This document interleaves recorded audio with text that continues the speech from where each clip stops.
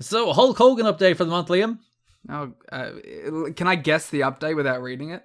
Go on. Is it that he won't be coming in? No, we haven't come to that stage yet. Oh, Yet. what a twist! There are swerves and twists to this story. You have to wait till December until we're like, no, he's not coming in. I mean, I know that he's not coming in.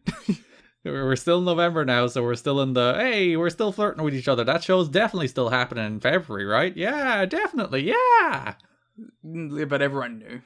Hulk Hogan had his knee surgery on October 31st, according to a source with knowledge of the situation. The same source reports that many of the TNA office structure now view Hogan's knee surgery as a blessing in disguise, because it gave the company time to properly prepare for the pay-per-view event. Most in the office don't believe that Hogan elected to have the surgery simply to delay the pay-per-view. Oh, guys. Oh no, he really loves me. Instead, they believe he was having legitimate knee problems that required the immediate surgery. Why would Hogan go through with the big angle in Japan and get everything started just to back out? Asked one observer who believes Hogan's surgery could not wait until after the pay-per-view. Mm-hmm. I think because he was perfectly fine shooting something where he was already doing something in Japan, as opposed to having to actually go and work for TNA. He'll just do the angle and yeah, sure, and then hope that WWE still come calling, and they still didn't. Yeah, because it's news. It's keeping his name in the headlines. Again, in the, oh, you poor souls. There is also talk in TNA that Hogan is planning to work long-term with the company. Well, eventually he does, to be fair. Yeah, just very long-term. And he's not going to start for a while.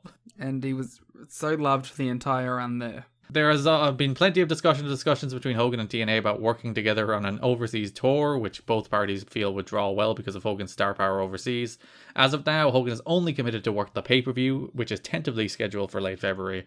One TNA source wouldn't rule out the possibility of Hogan agreeing to return to WWE for WrestleMania 20 for a major payoff, but the source added that Hogan working WrestleMania wouldn't necessarily mean he couldn't work with TNA after that event. If anything, TNA officials believe Hogan would be a bigger draw after appearing at WrestleMania, which I guess they're not wrong. That would make sense. But also, he's probably not going to appear in TNA after doing WWE's biggest show of the year. That depends. And he didn't do Mania at the time. He returned the year after in 2005, which was the Vince match, wasn't it? 2005? Not my era, unfortunately. I'm pretty sure that was the Hogan-Vince match they returned for. And they played off of all of this, that Vince and Hogan had a falling out in 2003. Vince is always smart with Hogan. Like, eventually he knew it's like, we can bring him in for like a year, 6 months, do like a couple things with him, then we gotta get him back out there again because we can't let him fester. We have to keep bringing him in, kicking him out, bringing him in, kicking him out. He knows he's too much of a political force to leave for too long, or else he'll like rot the entire company from within. Or even like he'll build his clique, you know. You can come in, you can wrestle me, you can wrestle Sean, then we'll let you go again, then we'll bring you back and let you go again, yeah. You come in, you can work with Edge, you can do the Mr. America thing, then you're gone again. You got the red, white, and blue running through your veins, Liam. Don't I know it. A note I found quite funny. New Japan's October 18th TV was a 2-hour show covering the October 13th Tokyo Dome. Then they aired the Hogan-Jeff Jarrett angle. The Japanese angle was a little different from the TNA version. Oh! This showed a lot more, as Chono not only made the save, but beat the piss out of Jarrett. Hogan thanked Chono, and they left together talking, and it was way more to put over Chono and Hogan on the same side. That's very funny. I would have liked to have seen that full extended cut. Of Chono running back to just beat the hell out of Jarrett. You know what's funny? I would be very interested in a 2003 Chono Jarrett match. Just because it wouldn't be great, but it'd be fun for me to see. I would love to see what the negotiations for this angle were, where it's like, alright, he's going to come in, he's going to hit Hogan with the guitar and leave, and that's our angle. And then I guess he comes back and Chono beats him up, and that's your angle? You sound good? I want to see that. And yeah, you're right, the political dynamic of that is interesting because, well, they also just like, we in no way have any plan of bringing Jarrett to Japan at all. So it's going to be very confusing for some of the Japanese fans who are like, all right, clearly Jarrett's coming in, I guess. So we need to make it very clear that this is just a nerd that Chono beats up and is never being seen again. And the point of this angle is that Hogan and Chono are pals after their match. Imagine if they just did that now. Like, Mance Warner, right? Comes in, lays out some big... I'm trying to think, Moxley, right? Lays out Moxley in New Japan, and we just never see him ever again, and then they go wrestle their GCW match. Yeah, that'd be cool. Just what a weird dynamic that would be. I guess it can't really happen these days where New Japan is a global company. Like it's fine to have an angle for America and an angle for Japan in 2003, where realistically the majority of Americans aren't going to see the angle for Japan, and the majority of Japanese people. I don't even necessarily mean the split angles. I just mean the idea of here's a guy showing up and doing something, and we're never gonna book him again. Yeah. Well, until 2015 when he joins the Bullet Club. It doesn't count. There's long-term stories everywhere, Liam. It's funny that that's Jarrett and Hogan. For the big pay-per-view, Fort Campbell, Kentucky is now being talked about along with Las Vegas and Tampa as a potential location. The upside of Fort Campbell is that it's a military base, which we had mentioned. You basically guarantee a nice sized packed house. So the crowd will be rowdy, particularly for Hogan, which is also good for Jarrett because he's in the match. Jimmy Hart, whose son may be stationed there by the time of the show, his son is currently in Iraq at the time of press, came up with the suggestion, and it's only an hour northwest of Nashville. But yeah, it's still fun that they're like, oh, look at all these potential places we could hold the show. That's I found I like the last line there. Toby Keith has agreed to do something on the show as well, and they're trying to get Willie Nelson. I would have loved a Toby Keith run-in callback, where he screws Jarrett out of the match with Hogan and then does some poses with Hogan. That would 100% been the finish, right? Yes. Or at the very least, they would have done some sort of like post-match angle with Toby Keith. Or maybe Toby Keith turns on Hogan and it's Toby Keith and Jeff Jarrett against Willie Nelson and Hulk Hogan. Oh, that'd be brutal. If that match had have happened, they were gonna start it with like Jarrett laying down, right? Oh, that's absolutely. And then Hogan does the pose in the crucifixion and then does pin him and Jarrett kicks out. Yeah. Well, like Hogan's just confused and goes, brother, I'm not doing it. And then Jarrett's like, haha, I've tricked you, and tries to roll him up or something.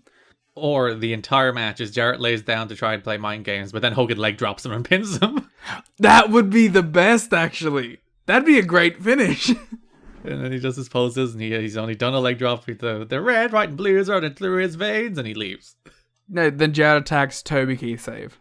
And then he's the NWA champion, just having done one move. I would be into that. Before, of course, he drops the NWA title to Raven. Ooh, oh, imagine the big Raven-Hogan feud. Honestly, I would have loved Hogan to win that belt here in 2003 TNA, just for like the political trying to get the belt off of him.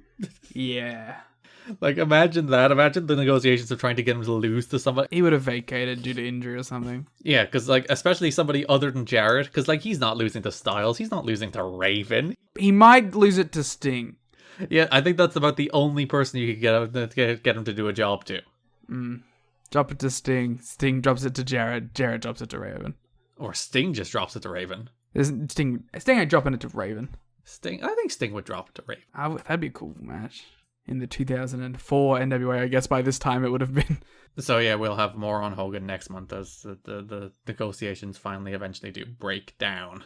I would have loved to have seen this alternate reality. I think we said because we talked about this extensively last month, of course. It was the only thing to talk about last month. Yeah, but there's 2 separate segments on YouTube, both of which are 40 minutes for just talking about Hogan. So like we talked about that for nearly an hour and a half on last episode.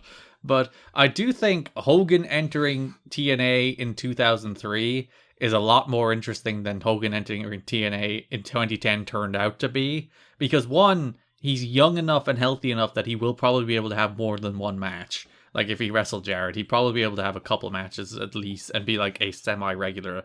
But also, as we mentioned, there's just nothing for TNA to lose. Like, this company has nothing going on for it at the moment. It's not like 2009 where it has all these cool young wrestlers and an identity and, like, big stars. Now it's just like, they desperately need something, and Hogan would have given them something, and it would have been interesting to see play out. Probably would have helped them get TV. And, like, let's be real, it's not their money at this point. That's true, it's Panda's, so you might as well throw it at Hogan. Yeah, if you have the opportunity.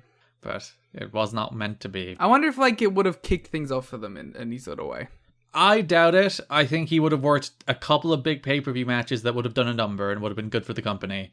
But then probably, as you mentioned, vacated the belt because of injury and was never seen again. I also think that there's a legitimate chance if Hogan comes in, this company isn't alive. Through some sort of long-term butterfly effect spiraling. Because it happened again in 2010, where the crowds, after the first couple of months of Hogan, were just so dead. There was nothing going on. And it happened here in October 2003 as well, and November, where Hogan was flirting with the company and suddenly the crowds just gave up on life.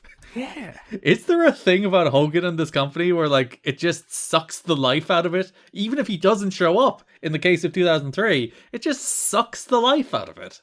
Do you think people just have a Hogan fatigue at this point?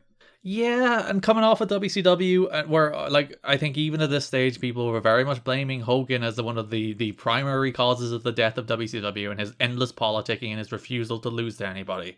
So, him protecting his spot and his cronies protecting their spots in WCW, it was widely accepted as one of the bigger reasons WCW died. So maybe a bunch of people looking at TNA and seeing Hogan come in as like, oh, it's just going to go the way of WCW again. It's not like they had a lot go on for them, but anything they did, it's just the Hulk Hogan show now, isn't it? It's interesting. And like, that is a fair criticism because they made it the Hulk Hogan show before he even showed up. Everything about this show is Hulk Hogan. Every Jeff Jarrett promo is about Hulk Hogan for 2 months now. I think that's also a differentiating factor as well. Because, like, when he was doing these WWE shots at this time, he was just a part of the show. With this, he's the whole show. Yeah. And I think that's a different aspect to it too.